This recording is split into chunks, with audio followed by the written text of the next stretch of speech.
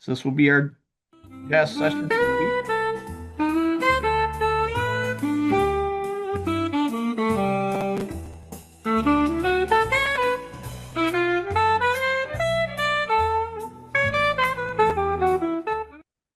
That is our opening song, saxophone song by, I will butcher his name, I'm sure, Mircea Jansu. Uh, Not sure which part of Eastern Europe from, but I found the music on Bandcamp and bought the rights to use it for this, and will soon be buying more of his music because he does a lot of different stuff in a lot of different moods. So if you like the opening music there, give him a look. Today, Jazz Sessions number 18. We've been doing this since the start of May. We're going to talk about panning for gold, which is my name for what also I call the Bradbury method. We're going to be getting writing lessons from Ray Bradbury, particularly focused on approaches for productivity and creativity. But before that, It's about money. It's not about the money. We like the chase. we have our little introduction, which we call Paying for the Soup. I'm giving these classes away for free, haven't charged anybody for them, but I do hope that you will be interested in what I'm doing and what I'm teaching, interested enough to maybe look at some of my books. On the right, because who needs to go left to right? We can go right to left here. On the right, Making Story Models is my book on visualization tools for planning and solving and analyzing stories. And that is one that had started in presentations I gave at FireCon. Hello, Jenna. Hello, Don Ray. And also for Dave Wolverton's Apex Writers Group, and eventually said, okay, I need to put that into a book so I can share it with people. On the left is my latest novel, A Fine and Dangerous Season. Just came out within the last last month. I've lost track now of which day it was exactly, but just recently out. This is a very different book for me. It is about two science fiction writers, their editor, and a comatose mathematician having to save the world from ancient Celtic spirits, which are trying to return and terrorize the modern world. And the story behind this goes back again to FireCon. Hello, Jenna. Hello, Don Ray. Born, in fact, to Firelight, or not FireCon, Firetober. In October 2023, Jenna posted a prompt a day for Flash fiction. I don't do Flash. I don't write that short. It's just not in me. But I did a short story a day until they started turning into a novel that crosses multiple story worlds and multiple characters with multiple challenges. And this is, of all the things I've written, this is absolutely my favorite. And it is new, so obviously I am wanting to promote it to people. So take a look if it sounds interesting. Now, hello. Come on, I'm clicking. There we go. Tools, not rules, is my fundamental philosophy on writing. There are no rules, there are only tools. There's actually one rule: you must write. Every other rule you can name, I will find somebody who has succeeded by breaking it, and I will definitely name somebody who has failed while following it. Everything beyond you actually have to write the words is something that has proven helpful so you can look at it. But it's not a rule, because as William Goldman told us, nobody knows anything. Now, he was particularly talking about Hollywood. He was a screenwriter for Butch Cassidy and Sundance Kid, The Princess Bride, many other successful films. And yet he said not one person in the motion picture field knows what's going to work. Any rule somebody gives you, if you don't follow it, you can still make a successful movie or a successful book. Any rule somebody gives you and you ignore it doesn't mean your book is going to fail. There is just no absolute, you must do this or you must not do that. There are only tool suggestions.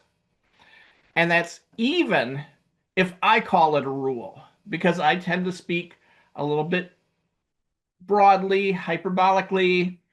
I may call things rules because I'm trying to emphasize a point, but always in the back of your head, hear me say tool. And that's particularly relevant today because I'm going to show you some of Bradbury's tools. And I think they're good tools to know and to think about and maybe practice, but they're not rules. Just because Bradbury did this way does not mean you must. It means you should think about it.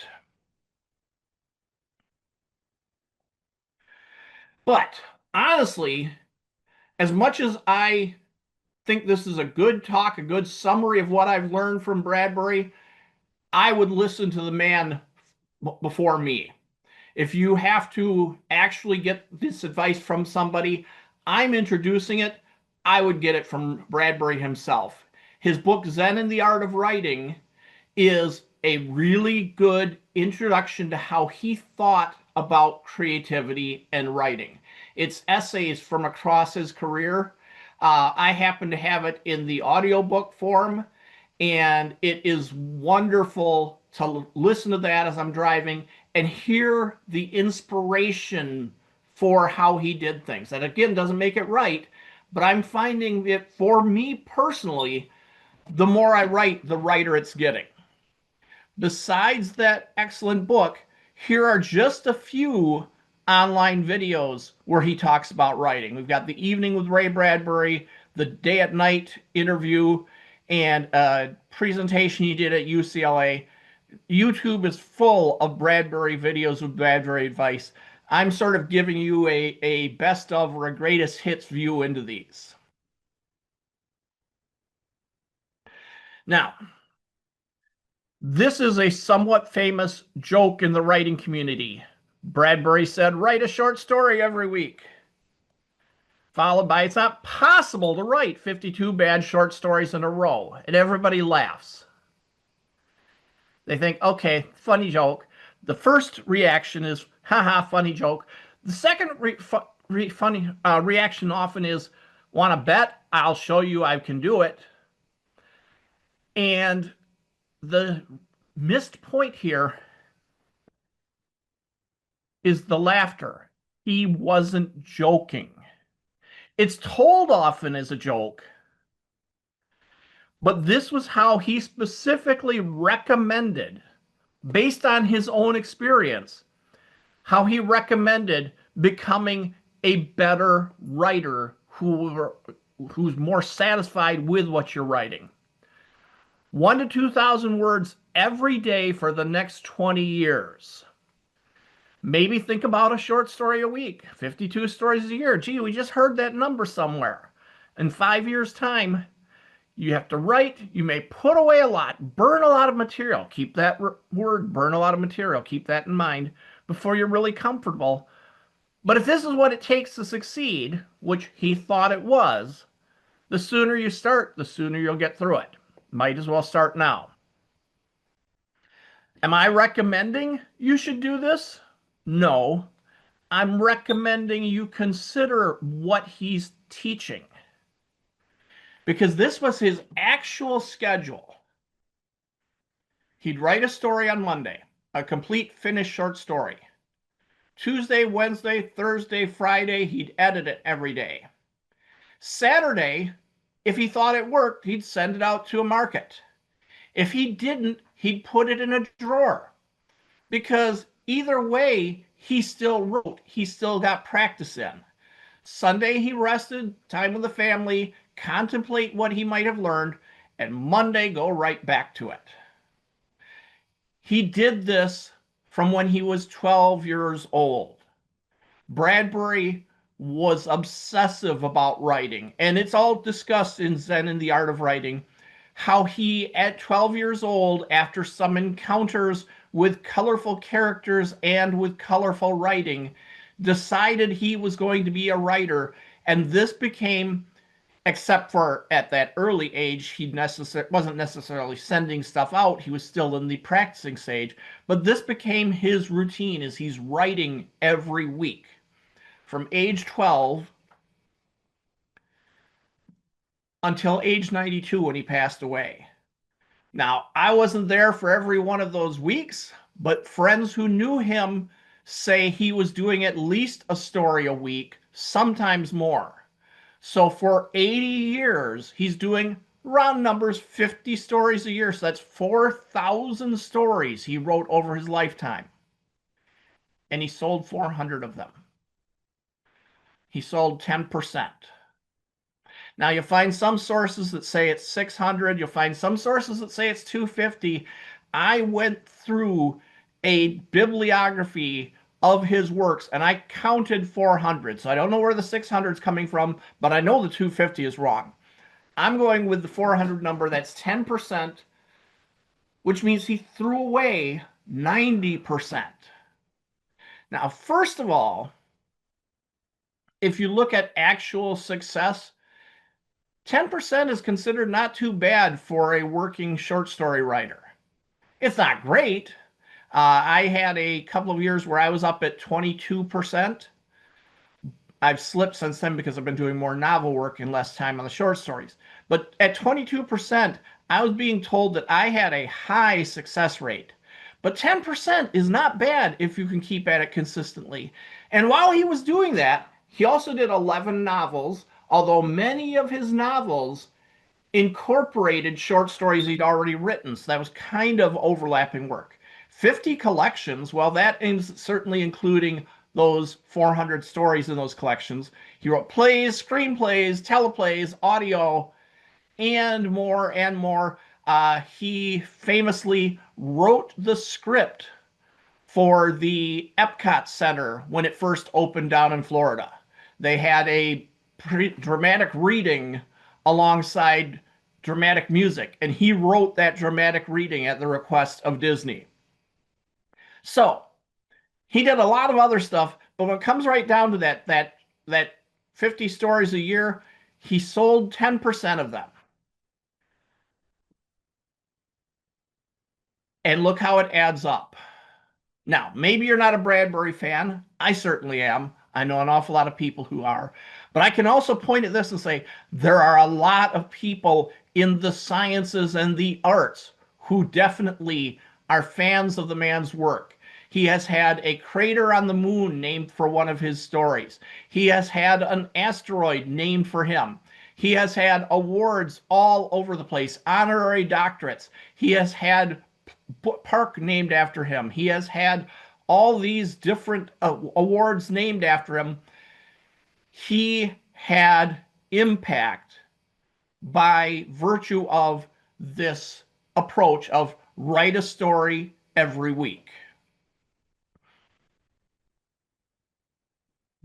And he liked to say, I forget which one of the books or lectures I took this from, quantity produces quality. If you only write a few things, you're doomed. Now, there is, in fact, a famous story about this, not a Bradbury story, but a famous story about this concept. And if you have heard this story, you have almost certainly heard a lie. And then I'll tell you what the truth is and how it's just as true, but I'll explain what the lie was. There is a story I've heard multiple times in writing conferences about a teacher for a pottery class who decided to try to look into this idea that quantity produces quality and also try to teach the concept. He divided the class in half and said, you folks here on this side, each of you is going to be graded for the semester on your best pot. You here on the right, you are going to be graded on how many pots you produce. It sounds kind of weird and arbitrary at that point, but he was trying to make a point and learn a lesson. And I also told you it's a lie. We'll tell you why it's a lie. And this group here on the left polished their art and worked and sweated and slaved to get the perfect pot. And this group over here made pots as fast as they can. And at the end of the semester, these people on the left had produced some beautiful pots. And virtually everybody over here on the right had produced better pots. Because, so goes the lesson, they were getting more practice at making pots. And they had more pots to choose from. Again, Bradbury with his 10%. Some of that 10% was really, really good. And some of the 90% wasn't. But the good stuff was coming through. And this lesson I've heard, again, taught at multiple writing conferences, and it's a lie. And when I was researching to produce this presentation here, I found out the truth. If you dig back far enough in time, you find out that exactly as described it happened, but it wasn't pottery, it was photography. And you're like, huh? Yes, it was exactly photography. This side is grouped on their best, judged on their best photograph, this group on the number of photographs. This was being documented in a book on creativity, and the editors and authors of the book said they had too many photography examples in the book already. And so they said, well, we'll just tell the story as pottery. But I've got the sources to cite that show that it really did happen in photography, and now we keep mistelling the story about pottery instead. Photographs, pots, regardless, certainly with stories in Bradbury's case, quantity produces quality. Now you may say, but I'm not Bradbury. Of course you're not. You're you. I'm not Bradbury. I'm me. Bradbury was Bradbury. So you might argue that just because it worked for him doesn't mean it works for me. Or you might argue you're not Martin. Because I have to tell you, the more I write in the Bradbury spirit, the better work I'm doing and the more successful it is. I have been largely working in the direction of Bradbury, if not precisely his methods, my whole writing career, and it gets better and easier. That book, A Fine and Dangerous Season, that I wrote as part of Firelight, was absolutely a Bradbury approach to things, except I was on an accelerated pace because he was saying a short story a week, and I was doing a short story or a chapter a day. But I was in the spirit of write it and then see if it's any good. So you might say you're not Bradbury, you're not me. How do you know? Tools, not rules, means when you see a tool, before you automatically reject it, maybe you should try it. Just because you have a way of working now doesn't mean there aren't other ways you can work that can be effective as well, that you can learn. I, long ago, wrote my stories like many of you do on a computer with a keyboard. Some of you perhaps write on a pad of paper with a pen, but I was writing on a computer with a keyboard, but I had an hour commute to work and an hour commute back every day, 5 days a week. That was 2 hours out of my day that I wasn't able to do anything productive with other than not die on the road. And I said, well, Kevin J. Anderson dictates his fiction. I wonder if I could dictate while I'm driving. When I said that, it's got to be 14 or 15 years ago now, it was like, I'm not Kevin. Well, I'm still not Kevin. But as I practiced it and got better at it, I became a pretty good Kevin duplicate. I'm still not as productive as Kevin because he's much more fanatic about it, but I am able to reliably sit down and dictate fiction significantly faster than I could type it. And I have more time for dictation, so it's proven productive because I gave it a try. I have gotten more successful with my writing the more I have become a pantser as opposed to a plotter. My work comes easier, it comes faster, and from the sales, it comes better. But I didn't know these things until I tried. Maybe Bradbury's tools won't work for you, but maybe they will, and you won't know until you try them. And trying isn't give it a day or two. It isn't given it a week or two.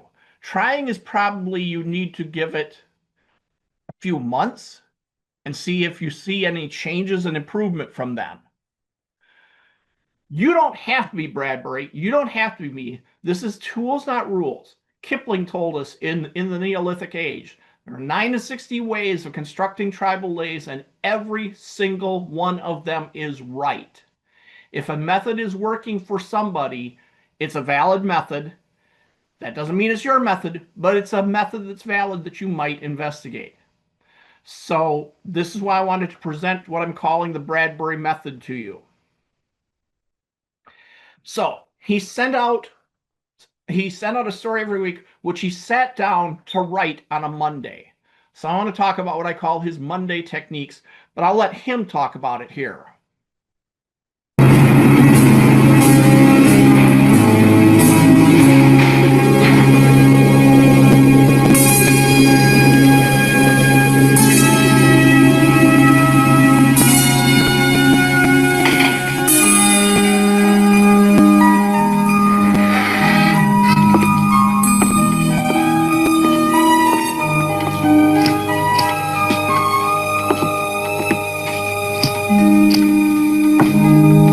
People ask, where do you get your ideas? Well, right here.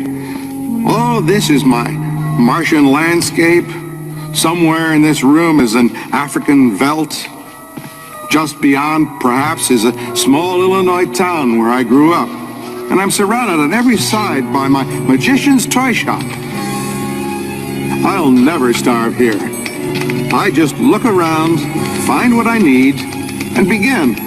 I'm Ray Bradbury, and this is... Well then, right now, what shall it be? Out of all this, what do I choose to make a story? I never know where the next one will take me. And the trip? Exactly 1/2 exhilaration, exactly 1/2 terror. I love that. Exactly 1/2 exhilaration, exactly 1/2 terror. He's along for the ride.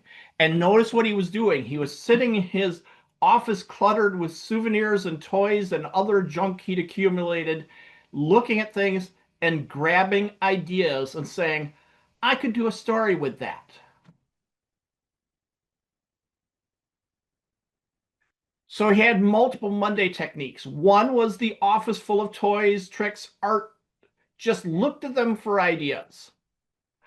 Another was he was an absolutely incurable list keeper. Again, going back to age 12, he would keep lists of nouns. Just nouns he heard that he thought really had some power to them, that later he could pull down that list and look at some nouns and say, what would happen if I stuck those together? He would free associate some nouns. He had lists of things he lived through, experiences. He loved particularly the things you love and the things you hate, because he was very big on stories driven by your passion. So someday, sitting down at that desk, some Monday, he might look and say, you know, I really hate darkness. I see that on my list. I need to work on why I hate darkness. And he starts remembering the thing at the top of the stairs. And this was a story that he eventually turned into quite a success. But it started when he was a child, when the family, with not a whole lot of money, kept most of the lights off in the house most of the way through the night. And he lived downstairs and the bathroom was upstairs. And he would have to go up those stairs in the darkness, fully, utterly convinced that there was a thing at the top of those stairs. And it would cause him to do all sorts of disruptive, noisy things until his father got fed up and basically gave him a chamber pot. But that turned into a story which I believe is called The Thing at the Top of the Stairs. The lists of things you love, you hate, things you've lived through, those become things that you can put together with free association. Take a few of them, stick them together, and ask yourself, do I sense a story idea there? And if you do, start writing it. He also believed very strongly in reading as broadly as you can. Now, I'm not as good at this one. I don't read out of my genre much. I don't read poetry much, but he's recommending this idea that you stuff yourself full of poems, essays, plays, stories, novels, blah, blah, blah, blah, blah, automatically every morning like Old Faithful. He said he never had a dry spell in his life because he fed himself well to the point of bursting. He'd wake early and hear the voices leaping around his head, and he had to get out of bed to trap them before they escape. All of these were about different ways to put ideas into his head that he would play with for a week. And at the end of the week, he had an award-winning story, or he had a saleable story, or he had a story he didn't think was working. So he'd do a different one the next week. But his Monday technique started with, how do I get some initial ideas? Because often, especially people who aren't writers yet, but are kind of hoping to become writers, often the big thing out of their heads is, where do you get your ideas from? And with experienced writers, it's like, where do I keep all these ideas? Because they just pile up in my head faster than I can possibly write them. But people sometimes still get stuck with ideas. Bradbury never did, because he was essentially keeping all these ways of gathering thoughts so that come Monday morning, he could look around, contemplate for a few minutes, an hour maybe, and put together some things and say, let's try writing that. And then he actually didn't try. He was kind of the Yoda before there was a Yoda. He didn't think about it, didn't talk about it. He wrote. You can't try. You simply have to do. And it works or it doesn't. And he believes strongly that we write from intuition, from the back of our heads. Dean Wesley Smith, one of my mentors, talks about writing from the forebrain versus the back brain, where the forebrain is all analytical and logical and wants to make sure everything's perfect, and the back brain wants to play. And the back brain knows what a story is, so let it tell the story. So in another place, Bradbury summed it up with a little more floral language, a little more verbosity. Today, burn down the house, meaning just write the story. Tomorrow, pour the critical water upon the coals. You can think and cut and rewrite tomorrow, but today just explode. The other 6 or 7 drafts are going to be torture. So enjoy this one and hope that you came up with something so good that others will want to read it because they'll catch fire too. One of his recommendations was being driven by your character's wants and needs. Going back to that again, loves and hates. Looking at their wants and needs, and then follow as they pursue them and find what happens. So this is a very character-driven approach. Find what happens, and that's what you're writing down. He talks about from lizards and from birds. The faster you blurt, the more quickly you write, the more honest it is. If you delay for style, you're going to be only finding dead falling and tiger trapping. Again, tools, not rules. You can go and say you want perfect style. You want to polish every last thing. But man had arts and letters awards from around the world. He had a successful style, but he didn't have it on Monday. On Monday, he had the story. And then Tuesday through the rest of the week, then he worked on the style. Because he felt that writing has to be zest and gusto. You are only half a writer if you don't have passion. You've got to be so busy keeping an eye on the commercial market if you're not writing with the gusto, or listening to what everyone tells you is the current thing, the proper thing. You're never being yourself. You won't even know yourself. So you should be excited. You should be a thing of fevers and enthusiasms. You should be a thing of passion. Now, maybe you're wanting to do extremely logical, carefully, meticulously plotted stories. So maybe the passion isn't going to work for that. Tools, not rules. But I will tell you, there are meticulous plotters who are doing it with zest and gusto, with more love and fun than planning. Um, my third novel, The Last Campaign, got an absolutely wonderful review from Publishers Weekly that just made my day. It was the second in a series of science fiction mysteries, and they talked about it being meticulously plotted. And I shared this with my first reader, Editor Bill, and we both laughed because we both remembered the day I was sitting there working on the story, and I stopped and said, "This is too easy. This is supposed to be a novel. This is too easy. Things are going so well for the protagonist that she's going to solve everything, and I'm not halfway through the book. This is too easy. I need to kill someone. Who am I going to kill?" And I start mentally thinking about the characters that I've introduced, because introducing a late murder of somebody they've never met before is cheating. The reader needs to be invested in this character's death. Like, so who can I kill? Now that she's the protagonist, can't kill her, and I'm not going to kill her husband because my readers will lynch me, and I'm not going to kill this one, and I'm not going to kill this one, and I can't kill this one because that's the red herring that everybody thinks is the real villain. And I stopped and said, I'm doing this in chat with Editor Bill. I'm doing this, I said, if they think he's the red herring and I kill him, they're going to be completely freaked out because they thought they knew what was going on and everything they thought they knew was wrong. And I said, I killed him. I was like, why am I killing him? I don't know. Who killed him? I don't know. What was the motive? What was the reasoning? I don't know. But I'm killing him because that will make a more exciting story. And then I continued to find out who and why as I continued to write. And that death ended up being the critical event that turned the entire story towards the conclusion. Because when we found out who killed him and why, we found out what the real crime was and who the real criminal was. So I was writing completely with the gusto, and I ended up with something that Publishers Weekly thought was meticulously crafted or meticulously plotted.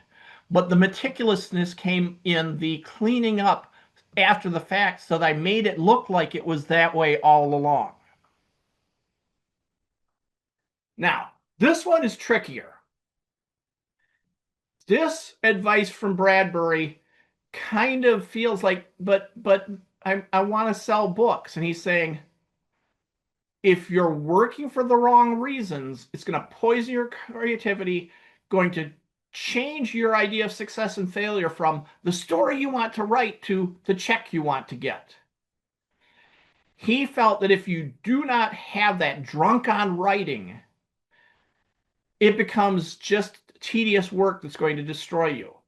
And he wants you to keep writing, not be driven by just the paycheck. And that means that sometimes you're going to write stuff that's going to get rejected. And that's okay because it was something you wanted to write. And sometimes you're going to get offers to do things that you just aren't, they're not right for you. And he talks about one of those examples in Zen in the Art of Zen in the Art of Writing. He talks about an example of a screenplay he was asked to write, and it would have been significantly more money than he was getting for his novels, and he just felt like it would kill him. Now, it's easy for him to say this. I mean, he's Ray Bradbury. You're a writer who's just trying to make your start in the world and make your mark in the world. But man, when Bradbury started, he was broke. Broke like people in the Depression are broke. Broke bad. Broke to the point where he was renting typewriter time at, I think it was 10 cents per half hour, which is how he wrote Fahrenheit 451. The first draft was 19 hours of typewriter time over a long week at 10 cents a half hour. And then the second draft was back to that typewriter. He knew broke. He was never rich from his career. He became better, well off, but he was never rich. But he was doing what he wanted. Now it's easy to say, but I've got bills to pay. If you destroy your passion for writing, his argument would be, you're not going to pay bills with it because you will destroy your writing eventually. You will be writing stuff that might grab some attention, but you won't be able to stay in the business.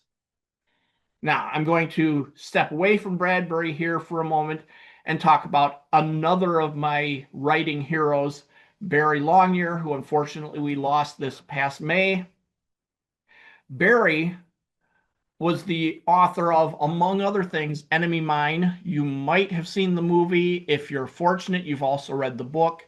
He's written lots of other stuff, but Enemy Mine was the one that was his breakout, really got attention. And it was the first story to ever win what was sort of dubbed the science fiction Triple Crown.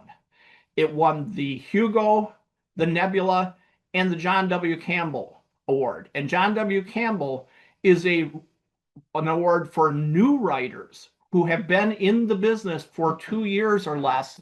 So in his first 2 years as a writer, he won the 3 biggest awards in science fiction. And that night, sitting in the hotel room after he won the last of the 3 awards, he's sitting there, all the evidence of his success around him, and wondering, so is this the night I'm going to kill myself? Because he had an addiction issue for much of his life. He was absolutely an addictive personality. He, at another later time, the only reason he didn't kill himself was because his wife would have had to clean up the mess, and he couldn't do that to her. He eventually got into consistent therapy and treatment and recovery and ended up passing away nearly 50 years later. So it was successful as recoveries go. He ended up passing away, but in the meantime, he had realized that part of his addiction was not the chemicals and the booze, both of which he had. Part of it was the addiction to the fame, the fortune, the acclaim, all of which were hollow when he actually got them. So he was chasing what he thought would solve all his problems, and it didn't solve anything. It didn't solve what was really broken in him. And coming out of recovery, he rebuilt himself as a writer, far less known today, but he rebuilt himself as a writer, going back to say, I started writing because I had stories that mattered to me and things to say. And when I started pursuing the fame, I stopped writing the stories that mattered to me, and I stopped saying the things that mattered to me. And I became an absolute addict to the hit that was never coming. I was trying to get that high that wasn't there. So now I've got 2 of my mentors saying, hey, if you're not writing what matters to you, you're not going to do the writing you want. You're not going to do the writing that sustains you. I'm sure there are several writers out there who started for the money. But the writers I know pretty much all say the same thing. They started writing because they had something to say. And if you let the commercial pressures distract you from that, are you still doing what made you want to write in the first place? A little more advice from Ray, and some of this flies in the face of some advice. Digression is the soul of wit. If you take away the philosophic asides from Dante, Milton, Hamlet's Father's Ghost, what's left is dry bones. This flies directly in the face of advice to kill your darlings, or keep it short, keep it brief, etc., etc., etc. All these people telling you that you must cut out something that isn't directly on point. And there's a place for that. There is a place for the spare writing. But there's become this sense among many in the writing community that that is automatically superior. that telling the story in the fewest amount of words and the fewest digressions and the fewest darlings is telling a better story. It's like, well, no, it's telling a different kind of story, which might be better, but it might not. One of the things I hear consistently from editors is they prefer, above everything else they're looking for, they prefer a unique, fresh voice. And if you're taking away all that philosophical sides, all those darlings, you are taking away your fresh voice. Turning away from Bradbury to Tolkien. I will admit there are people who despise Tolkien's work and some who don't despise it but skip over lots of it because they really don't want to read another description of a leaf. And they really don't want to read such rich, detailed world building that isn't directly related to how do we get this ring to that volcano? And also they don't want to read those poems because those are getting in the way. For me, those are so much a part of the experience that if you took them away, it wouldn't be Tolkien anymore. Now, he did something right because he had pretty much the top fiction book of the 20th century. If you take the three books together as one, pretty much the top fiction book of the 20th century. So he was reaching a lot of people. If you had someone whose preference in style was Hemingway, you'd have probably gotten the whole story done in one book. It would have been a different book. I pick on Hemingway because he is the other extreme of, he really is spare writing, the fewest words necessary with the most punch. And it's a valid style. It's not the only style. Related here, the idea that self-consciousness gets in the way of creativity. When you're too worried about being the best or being successful or being rich, when you're too worried about being, you're not creating. And that, how are we doing on time? We're actually kind of ending a little early here. So let's open up to questions. And then we'll come back to the schedule here. Do we have questions on the Bradbury method here? I didn't actually talk about why I call it panning for gold, which is kind of, I normally do. Panning for gold is what I call what he's doing, where it's write the story, edit it, decide if it's good. If not, set it aside. Write the story, decide if it's good. No, just write the story. Oh, wow, this is good. He is essentially going through a slurry of stories and he's panning out the good ones. That is a very different approach from polish everything to perfection before you ever think about showing it to anybody. He had a very limited schedule of how long he would go with it. And then he said, enough, it's working or it's not. Let's see, we might have gold next week. All right, we have some chat here. We have Dawn Ray saying hi, hello. Dwayne saying hola and his incredible temperatures there. Dawn Ray, we continue FireCon just so Martin will write more books. Dave had internet issues. Dave, I hope you had a fun time at the convention here. We appreciate Martin not dying on the road. Thank you, J.E. I will say, I get that question sometimes when it comes to dictation. Don't you get distracted? I actually think I'm more focused on the road if I'm doing something while I'm driving. Now, obviously, I'm not talking on the phone and things like that. But if it's too quiet, too focused, I start to get obsessed and nervous, and I start seeing threats that aren't there. So I honestly think I may be more successful as a driver when I have something to occupy that corner of my brain. And I have never had it distract me except for one time. And I will be honest because we are honest here in this class. One time, I was driving south on the highway. and this is my normal route to work, so I know it really well. I've discovered I actually write faster on roads I don't know. If it's too familiar, somehow that slows me down, which seems exactly backwards. But this is the road I drove to and from work every day, so I know it really well. So I need to drive down 131, and when I hit 94, take an off ramp to the right, which is a big bend around to send me left, east on 94, and that's how I get to work. And I reach the end of a scene that I've been dictating, and I'm looking around, and I don't recognize where I am.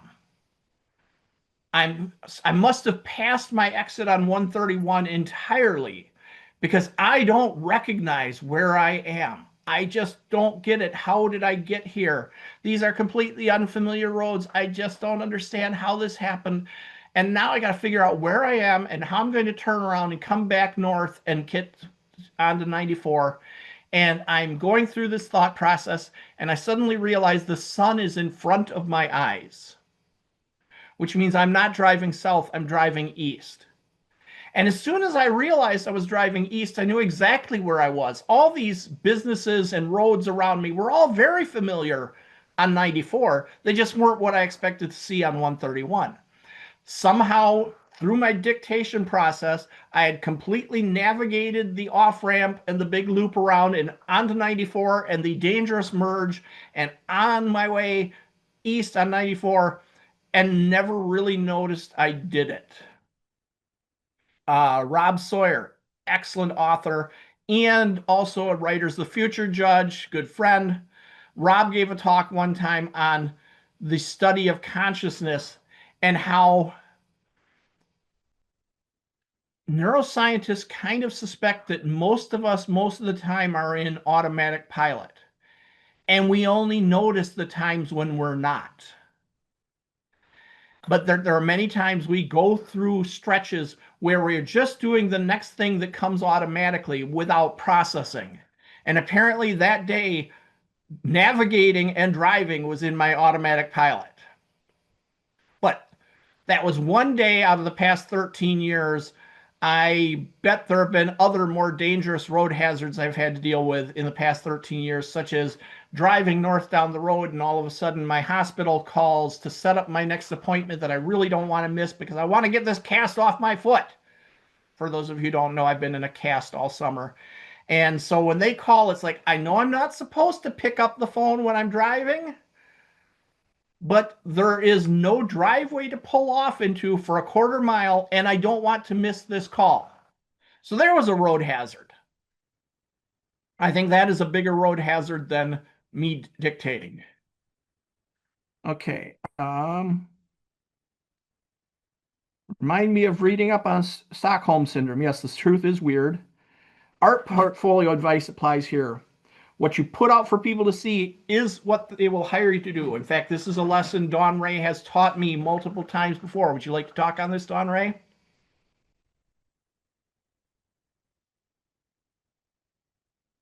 I put her on the spot.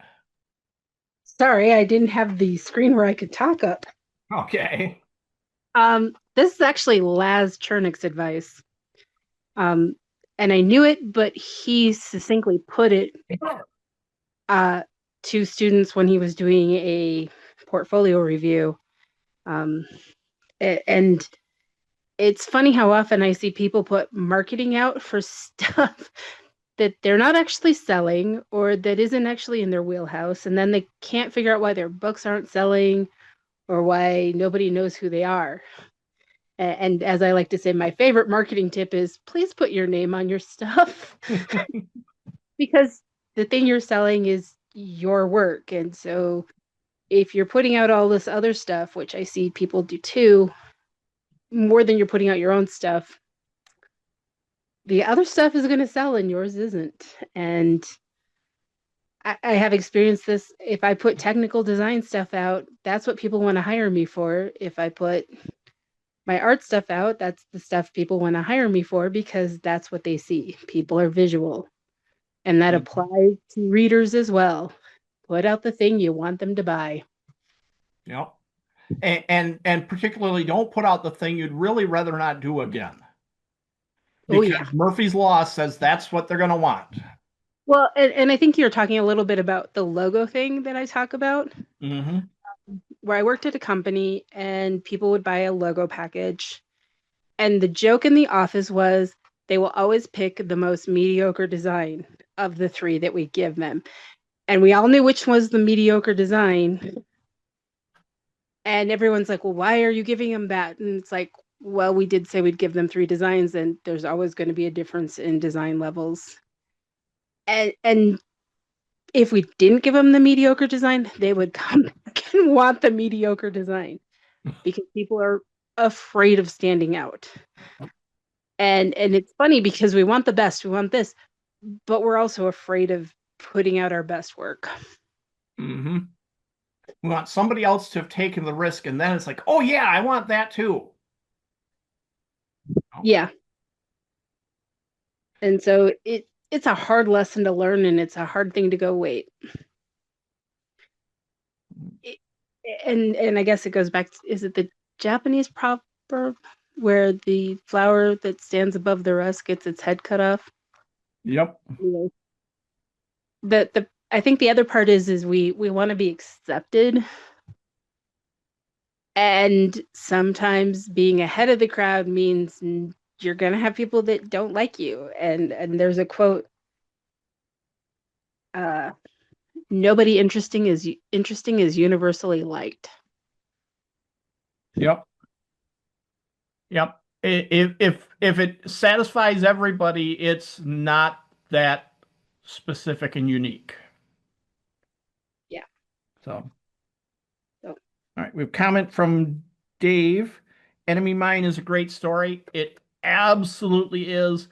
If you have not read it, Dave, I recommend The Enemy Papers, which includes Enemy Mine and then the Tomorrow Testament, which is the second book in that series, and then The Last Enemy, which is the third book in the series. And if you thought Enemy Mine was great, The Last Enemy is probably one of the three best books I've ever read. It just thinking about it today, I can still feel the punch in my gut at the end. It was just stunning. But it's even more stunning if you've read the other two first. I've read the first one, so the other ones I have them on my list. I got a stack of 30 books right now, but Yeah. they're coming. So when I retire from the job that I'm in right now, I'm gonna get caught up on all these other things. But I've been wanting to because I followed him for a long time. So they are coming. Yep. All right. And we have Jenna adding her voice in. The dictation keeps her relaxed and less stressed, which with Utah drivers can be an accomplishment by itself. I agree that I used to, long before I was a writer or a dictator and so on, I was just a driver driving down highways. And if I didn't have somebody to talk to or music playing or something, I would absolutely stress out. I think that it literally is the case that you can notice too many hazards if you've got your full brain on it. And yes, noticing hazards is good. Noticing every possible hazard makes you reach a point where I'm not sure I can drive because there's too many ways to die here. It's like, I'd really rather not be distracted and get killed, but I also want to get to work, which means I do have to be able to drive even knowing the 10,000 ways to die there are out here. Other questions? Yeah, so I was gonna just talk about something. So, this conference, first writing conference I'd ever been to. So I don't think it was really a conference. I think it was more of a retreat or a get together. So it's pretty cool. We talked a lot about, or in one of the sessions, we talked about aphantasia, I think is how you say the word, like the inability to like picture, make visual images inside your mind. And I just that came to me because you were talking about how Bradbury uses physical objects in his office to kind of prompt stories, and it was just exactly what I do. Every morning while I was here, I went for a 3 to 4 mile run, and I I wrote a short story in my head about getting attacked by water demons, the water sprinklers that turned on while I was running through the park, and running through a construction yard, and the bridge I was running over collapsed underneath me like I was in an Indiana Jones movie, and I'm just it's not really a question, or maybe it is, but I feel like if I sit behind my laptop and I try to come up with something, I can't. I need that prompt. You know what I mean? And that's I don't think there's anything wrong with that. You know what I mean? I just need some affirmation, I guess, because I want to go out and experience things in the world, and I want to charge my imagination and turn that into a story for everybody else. Yeah, well, Kevin does his dictation all while hiking, partly because it gets him out in the world and into scenery. And both Kevin and our late mentor, Dave Wolverton, often would go on trips to visit places specifically so they could see what those story places were like for story purposes, but sometimes not even for specific stories, because they wanted to pack more visual concepts into their brain and cultural concepts as well, because if you're traveling, you're also experiencing a new culture. Echo Chernik, husband of Lazarus, who Don Ray just mentioned. Echo is a phenomenal artist, an award-winning artist, a contest judge. Echo is amazing. Echo also has, see if I can say it properly, prosopagnosia, commonly known as face blindness. It's like, wait a minute. Yes, this artist, this amazing artist, cannot recognize faces. She's not as bad as some. Nancy Kress, who is a Writers of the Future judge, is far worse. Nancy Kress has probably met me 6 times in 13 years. And if I walked in front of her and said hi, she would say hi back because she's polite, but she wouldn't know who I am.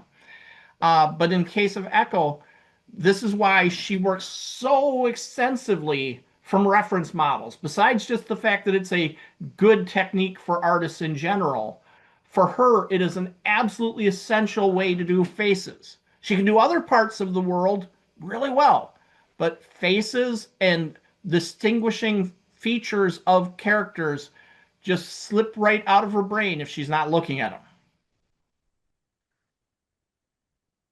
So I think you are doing exactly what you need to do, and it's good. Appreciate that. Thank you.